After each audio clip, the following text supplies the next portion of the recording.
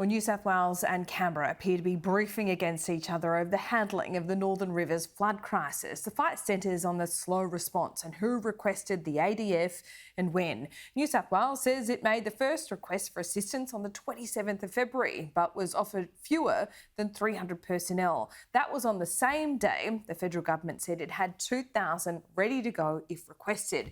Well, none of this bickering helps the current clean-up, of course, but it might just help sort out the bureaucracy for the next crisis. In the meantime, joining me live now is the New South Wales Flood Recovery Coordinator, Lanyon. Mal, you've got quite a job ahead of you. What stage are you at in the clean-up and recovery at the moment? Yeah, good morning, Laura. Obviously, a number of initial priorities to ensure that those residents who need accommodation have that. We've still got 134 people in one evacuation centre and over 1,100 people in emergency accommodation. You can probably see behind me the amount of waste that's currently in the streets, so the clean-up is a clear priority. But we're making significant inroads. We've taken over 4,700 truckloads of waste to the exchange station, and at one stage last Thursday and Friday, we had one truck every minute arriving at the exchange station. So certainly that's a key part of it, and obviously ensuring that services are on in communities and access to those remote communities. So a number of priorities in the first instance to get people back on their feet. Yeah, you talk about the number of people still in evacuation centres. We're reading that there's 3,000 homes in that area that will be uninhabitable. So you've got quite a looming crisis on the card. What are you going to do to get those people into temporary homes, which, let's face it, they could be in these temporary homes for months, if not years? It's certainly not a quick solution, Laura, and that's why we're working very closely with communities. And my role is to actually sit and listen to communities.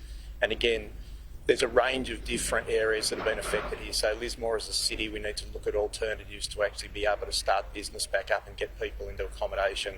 But there are some far more remote communities that we need to work through. So it's very much making sure that the solutions for accommodation meet the communities. And what feedback are you hearing so far when it comes to that accommodation problem? To be honest, I think that most people up here are well aware of the significant magnitude of it and the fact that accommodation won't be solved quickly. And in terms of the long-term rebuild of certainly the city and the other towns around here, houses, those types of things, there will absolutely be some time before that can be completed. But in the meantime, it's really about trying to get as much amenity back for people, trying to make sure as much normality comes back into it, and just making sure that we've got people in appropriate accommodation. That's really the key up here. The Northern Rivers has an accommodation issue in any respect, so there's not a lot of spare accommodation up here, and that's the reason that we're looking at alternatives to actually house these people comfortably. What's your view on agencies and how they're working on the ground? There was criticism that they were too slow to act in the beginning, but is everyone working efficiently together now? On the ground, the coordination is outstanding. As part of me standing up as the recovery coordinator, I've put together an operations team which is being led by a senior police officer, and that officer is responsible for coordinating each of the agencies. So we've got over 4,000 ADF personnel on the ground who are doing an outstanding job across a range of areas, combined with the SES and a range of other emergency services.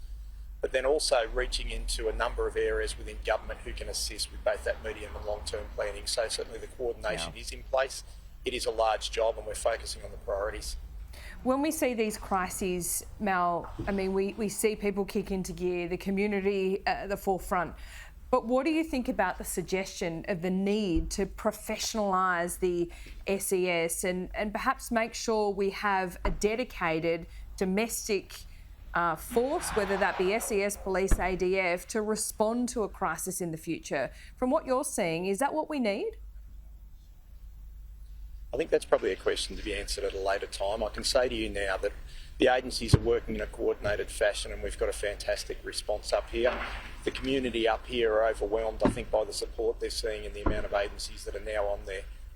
That is a question that will no doubt, and I know the Premier's announced a review, and that will be considered in the long term. I'm really focused on how I get the best work out of those resources we've got up here at the moment to support the community. Lanyon, good to talk to you. Thanks so much. You've got a job ahead of you. We'll speak soon. Thanks for your time, Laura.